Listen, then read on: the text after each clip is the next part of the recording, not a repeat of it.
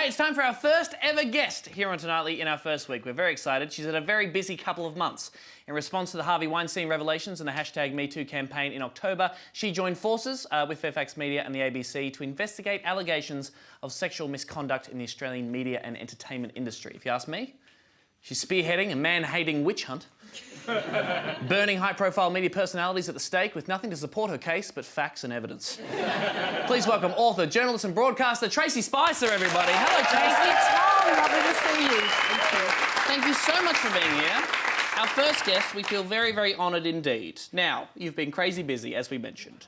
Let's go back a little bit. Weinstein allegations come out, crazy revelations, huge world cultural moment, Me Too happens. How was that for you personally, just that moment, as a woman, as someone who works in the media? What did you make of all that? Well, when I started in the media 30 years ago, everyone said it's like a family. I've always found it to be more like the Manson family. Oh, God! So when the Weinstein revelations came out, I thought, finally, there's a crack in the facade. This is a once-in-a-lifetime opportunity to be able to reveal what it's really like for women in the industry. I sent out a tweet. I thought I'll write a 600-word opinion piece on this and then get back to my life. Well, so far, 1,000 women have contacted me with stories. One woman emailed me a couple of days ago, she's 93, to share for the first time sexual harassment in her workplace when she was 16 years of age. It's been extraordinary. Oh, my God. So, it's crazy. And actually today, Time Magazine announced that their Person of the Year are the Silence Breakers. I think we've got the front cover. You haven't seen it there. There it is. So, women who are speaking out, the people who got on board the hashtag #MeToo campaign, Taylor Swift herself. And that's lovely and fantastic. They're recognised, but no Tracey Spicer. Look, I'm actually more disappointed that Donald Trump wasn't on the cover, you know. Well, he was the runner-up. They announced the runner-up of Person of the Year, Yeah. and he was second to the lady speaking out about sexual harassment. And there's a really great example there. So Time Magazine got to choose between the man who said that people should be grabbing women by the pussy and the wonderful women who are representing Pussy Grabs Back. And I think that's a round of applause, tremendous.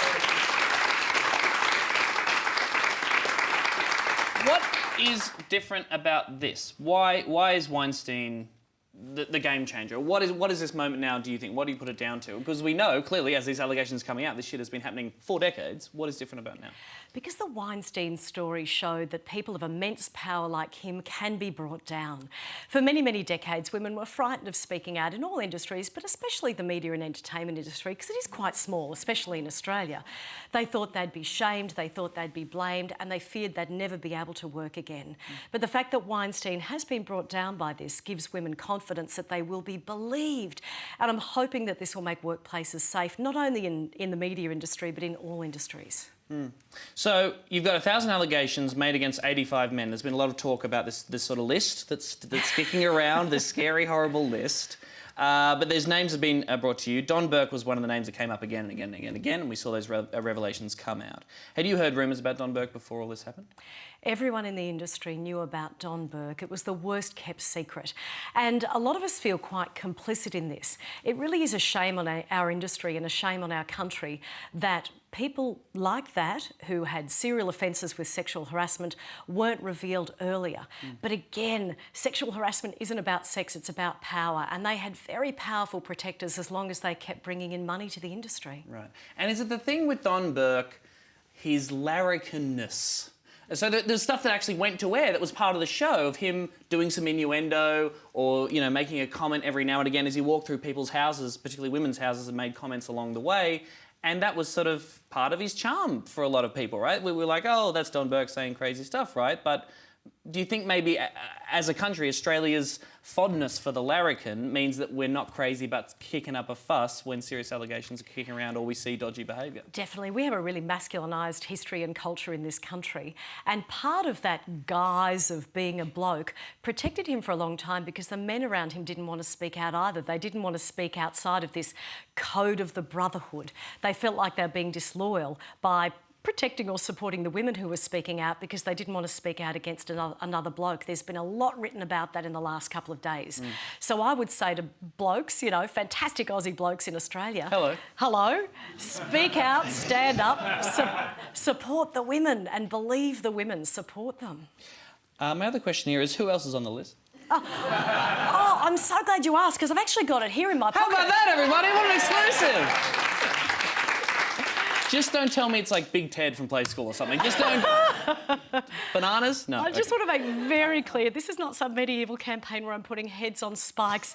I'm not going to get anyone to walk nude down the street, sort of Game of Thrones style, with shame, shame and the ringing of the bells. That would be fucking amazing. Get Darren Hinch. Sorry to disappoint you. Get Don Burke walking down the street, Darren Hinch behind him, shame, shame, shame. Yes. That's your dream, isn't it? That is my dream. Well, I'll tell you what's weird, right, is that in other countries, in the US, we've had Senator Al Franken and this whole thing with Roy Moore, the Alabama senator, kicking on. In the UK, there's been a huge scandal rolling through Westminster there about a lot of politicians, right, who have had allegations come out, people have quit their jobs, that kind of thing. We have not had that yet in Australia. Do you think that's going to change? Is this a problem in the political sphere and the political class? And are those people protected even more than the folks in the media? It will happen, but it will take some time for a couple of reasons. We have the toughest defamation laws in the world in Australia. We don't have First Amendment protections like they do in the US. And there's also been this perverse gentleman's club at the top of politics and at the top of media, where one party, in the case of politics, doesn't want to report on someone from the other party for fear that it'll be tit for tat. Weinstein has blown that apart. I've had a lot of disclosures about politicians on all sides. In fact, I had some pretty strong disclosures about 2 people from the Labor Party just this afternoon. I'm handing them on to other journalists because I'm very busy with the media and entertainment area, and I do believe that stories will come out about politics on all sides in the next couple of months. Okay, right. And finally, just we're running out of time, but what can people do? What can people do to change this, to be better and to help the kind of investigations that you're doing? How long have you got? Contact your local MP. It's one of the great things about a democracy. Talk to your local MP about some ideas. An independent ombudsman, perhaps a review or an inquiry or a royal commission.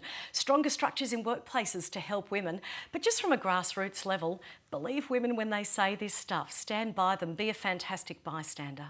Tracey Spicer, thank you so much for your time. Tracey Spicer, everybody. Thanks for your work. Thanks for being here. Much appreciated.